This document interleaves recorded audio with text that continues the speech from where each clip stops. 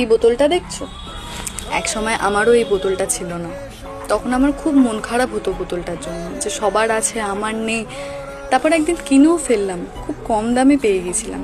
বোতলটা যখন নতুন ছিল তখন খুব ব্যবহার করতাম, মানে রোজ জল খেতাম, এরকম একটা ব্যাপার।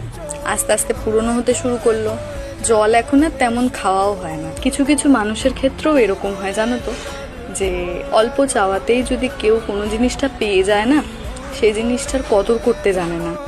পেয়ে গেলেই জিনিসটার গুরুত্ব কমে যায়, অতটা ভালো লাগে না, তারপর আস্তে আস্তে বাতিলের খাতায় চলে যায়। আমরা মানুষরা এমনই জানো, মানুষ থাকতে সময় থাকতে গুরুত্ব দিই না। যখন জিনিসটা নষ্ট হয়ে যায় বা পুরনো হয়ে যায় তখন ফেলে দিই, কিন্তু যখন জিনিসটা ভালো থাকে তখন অতটা গুরুত্ব দিতে জানি না।